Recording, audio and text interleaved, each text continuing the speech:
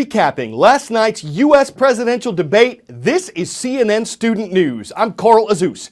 Suspense has been building for weeks. The size of the TV, online, and social media audience was expected to be historic. It was the first head-to-head matchup between Democratic nominee Hillary Clinton and Republican nominee Donald Trump. There are other candidates. Why just those two on the debate stage? Because to take part in a U.S. presidential debate, the Commission on Presidential Debates requires candidates to have the support of at least 15% of voters in national polls. Only Mrs. Clinton and Mr. Trump had that.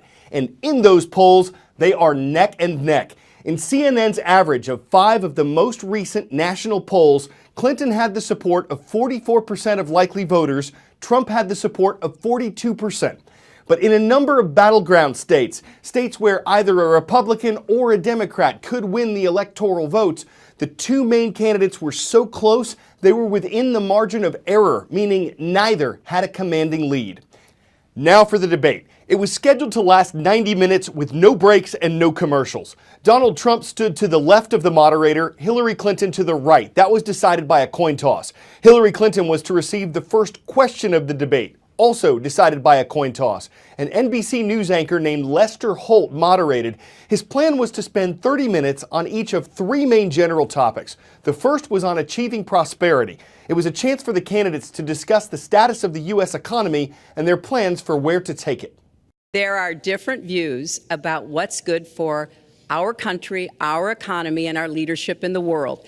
And I think it's important to look at what we need to do to get the economy going again. That's why I said new jobs with rising incomes, investments, not in more tax cuts that would add $5 trillion to the debt. But you have no plan.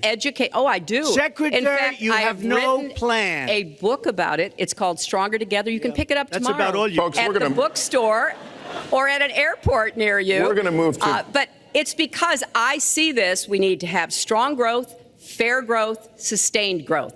We also have to look at how we help families balance the responsibilities at home and the responsibilities at business. So we have a very robust set of plans, and people who have looked at both of our plans have concluded that mine would create 10 million jobs and yours would lose us 3.5 million jobs and explode You are the going debt, to approve one of the which biggest would tax have cuts a in recession. history. You are going to approve one of the biggest tax increases in history. You are going to drive business out. Your regulations are a disaster, and you're going to increase regulations all over the place. And by the way, my tax cut is the biggest since Ronald Reagan. I'm very proud of it. It will create tremendous numbers of new jobs. But regulations, you are going to regulate these businesses out of existence. When I go around, Lester, I tell you this, I've been all over.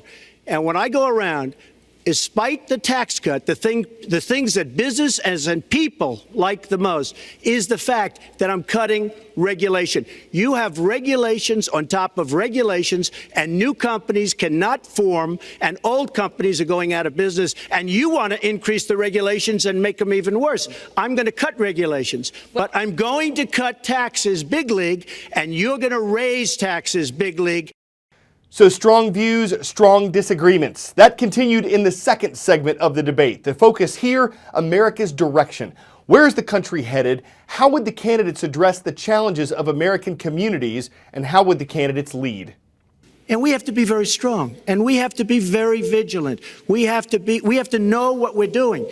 Right now, our police, in many cases, are afraid to do anything. We have to protect our inner cities because African American communities are being decimated by crime. You need better relationships. I agree with Secretary Clinton on this. You need better relationships between the communities and the police because in some cases it's not good. But you look at Dallas where the relationships were really studied. The relationships were really a beautiful thing.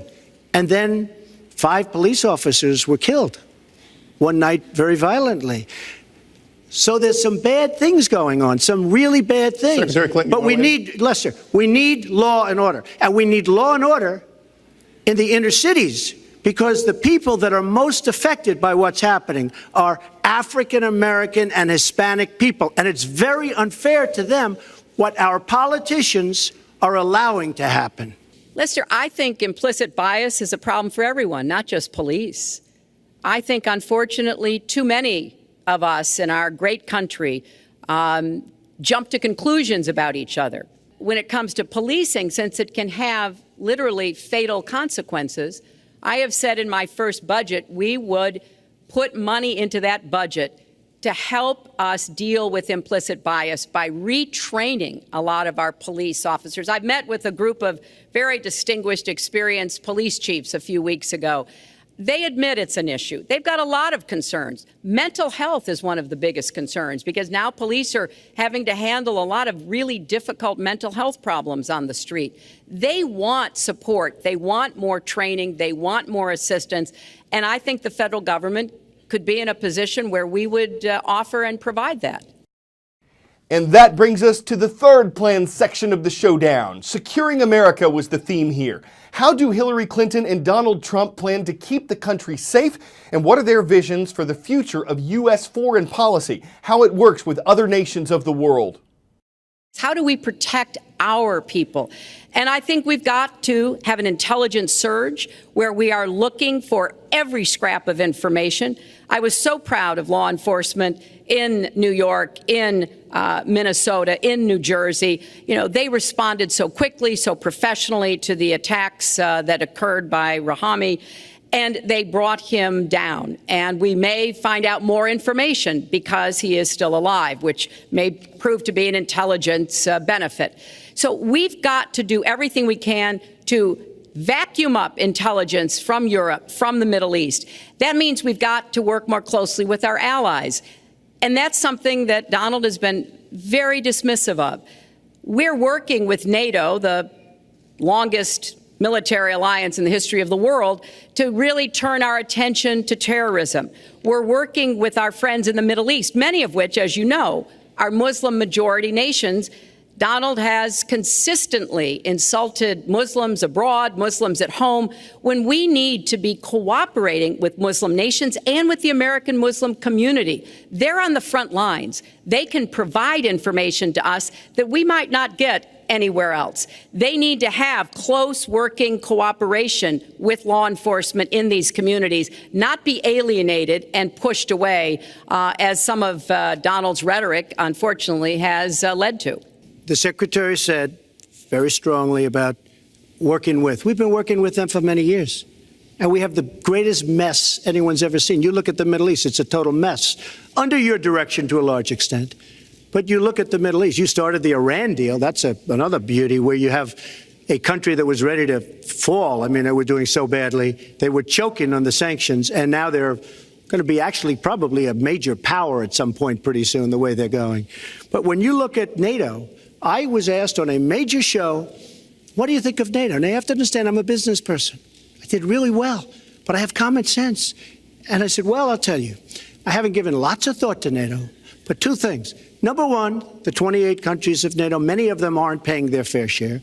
Number two, and that bothers me because we should be, yes, we're defending them, and they should at least be paying us what they're supposed to be paying by treaty and contract.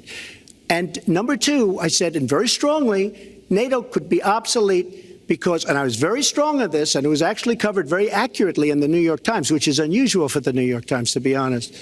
But I said they do not focus on terror. Two very different candidates with two very different views on the future of the U.S. presidency. There's no debate about it. There are two more presidential debates scheduled and one vice presidential debate. All of them are set for next month, and CNN Student News will continue to follow the people, the polls, and the process moving forward in this U.S. presidential election cycle. I'm Carl Azus. We hope to see you again tomorrow.